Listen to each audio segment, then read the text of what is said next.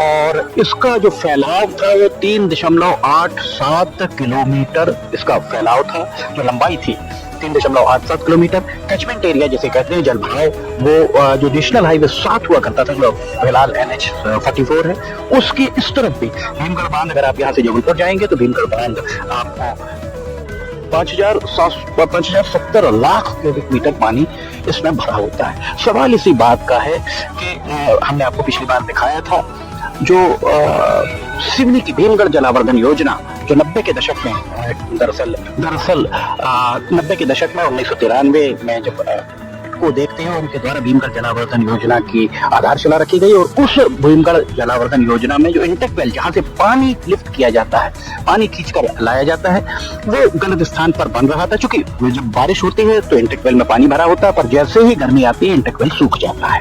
Intake well के आसपास पानी उतना नहीं रहता, सिल्ट बहुत सारी जमा है। सिल्ट को भी नगर पालिका को साफ करना चाहिए, ऐसा सिंचाई विभाग का कहना है।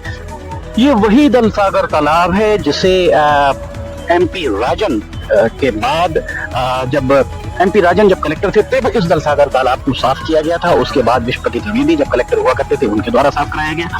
ये बार बार साफ होता रहा।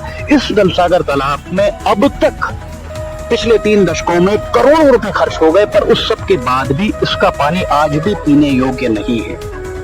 सिंचाई विभाग के मुख्य अभियंता ने लिमटी की लालटेन के 702वें एपिसोड में ये बात कही थी कि इस बार तो माचागोरा से आपको पानी मिल रहा है, पर अगली बार आपको माचागोरा से पानी नहीं मिल पाएगा। अगर अगली बार पानी नहीं मिल पाएगा तो फिर सिवनी की प्यास कैसे बुझेगी? इस बारे में कोई ठोस कार्य योजना हमारे पास है नहीं। क्या इस बारे में कोई विचार किया गया? नहीं। हमने आपको पहले भी बताया था कि जब धनराज वैस जिलाधिकारी थे तब समाचार एजेंसी ऑफ इंडिया के द्वारा उनसे चर्चा की गई, उन्हें बताया गया था, ये बात कही गई थी उनसे कि बबरिया में पानी लाकर डाल दिया जाए, और अगर कभी लाइन फटती है, बिजली नहीं होती है, तो बबरिया कम से कम 1 महीने आपका साथ दे सकता है और जल संकट शायद ही पैदा हो पाता। पर उन्होंने इस बारे में कार्य योजना बनाने के निर्देश भी दिए थे, पर वो सारे निर्देश, वो सब कुछ उनके तबादले के साथ ही ठंडे बस्ते के हवाले हो गए। वैसे भी कहा जाता है कि एक जिलाधिकारी आता है, उसका जब भी सक्सेसर आता है तो उनकी उस जिलाधिकारी की योजनाओं को ठंडे बस्ते के हवाले ही कर दिया जाता है, ये कहा जाता है। आज सबसे बड़ी समस्या सिवनी के सामने जल संकट की है।